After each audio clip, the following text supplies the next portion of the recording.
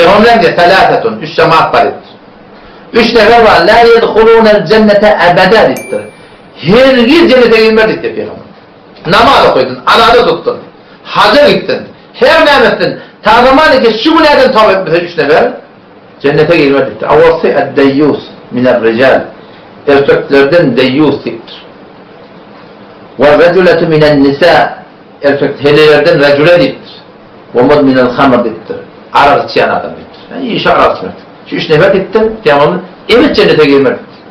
Sahabı da sordu ya Resulullah, hem işe arak içene bile diktir. Deyyûs kim oluyor diktir. Hemen deyyûs diye minel rical. Onda diktir Peygamber'in ellezî la yubâli men dekhala ala ehlihi. On ayarını kim haram tuttu, kim oturttu, kim yanına baktı, on perva etmeyen adam. Bir çıktığıyla öyle. Şu toyları ki tutuluyor ya, bundan göğümde burada hatta biliyor musun? Peygamber'e gitti bir adamla, karva adamla, bilen nispet bağıştan, öyle her gün girip çıkıyor. Farkına da mehrem mi, namehrem mi, yok. Şuna da yok etti Peygamber'e. Ama onların bir kere eterduğun, car diyeni bunları, onu çıkarıp, zar edip biliyor musun? Ona ne emanet verin Hudayla kadın? Ona ne emanet verin? O kim yazır Huda? Tabi racületü minen nisa, o kim? O bir renalı dedi ki, erkeklerin beni söylüyor dedi. Renanın saçını kesiyor, erkeğime de söylüyor. Renanın tohum korkut kesiyor, erkeğime de söylüyor. Renanın cumhur veriyor, erkeğime de söylüyor. Şu renanalar, koca erkekleri keşfırın namusuna kaym olmuyor, Peygamber etti böyle cennete girmez dedi. Peygamber ne mi diyor orada? Ya ümmeti Muhammed dittir Peygamber. Ey ümmeti Muhammed, vallahi ma min ahadin agir min Allah. Allah ile kasem hiç kim Allah'tan gayretlidir. Gayratıyla gayratman gayrat Huday Teala dittir. Hasan Huday Teala beter gayratı mı niye? Ey yezni abduhu dittir. Beni zina edeni erkekten. Ev tezni emetu ya bir denanı zina edenine Allah Teala anlamaz gayratı geliyor vakşı vakti. Doğrusu Huday Teala haram edin dağıdı baktura. Allah Teala anlamaz gayratı mı niye? Vakti işte bir adam zina ettiğuha yer izareti yedi. Ya Allah izareti bir sunu men yuğdayın yemek yedi. Deriya kenarda fesal edip perileri deriya icaresi yedi. Yani bir icarede bir anayın dışını yemek yedi. Ama Allah rahmeti koyanak yani.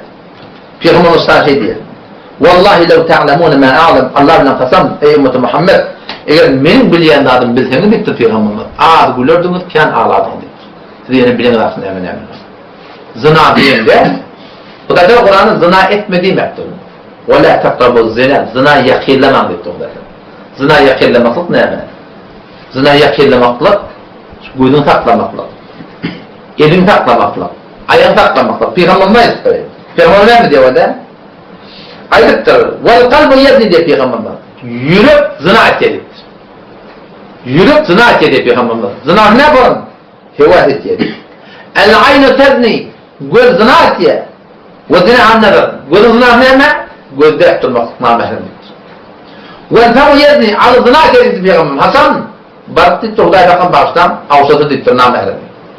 وَالْيَدَانِ tezni. Elle de zina ettirir Hasan baktı elini tutar dittir. Başlar kişinin namusunu. وَاَيَقْتı zina ettirir o ne mi? Sonrasını gitmektir. Şimdi hem Müslüman o zina hükmü ne? Ol Müslüman doğullama iki erkekten dinandan gelip şüpherin bir mecalisi fahşa eterduğun cevap, namusunu bildirip onu çıkarıp şüpherin celiseli kurmak için celiseli doğrusu celiseli zina Müslüman. Gözde ettiğinler, onu çıkarttığınlar, yürekten hüvayet ettiğinler,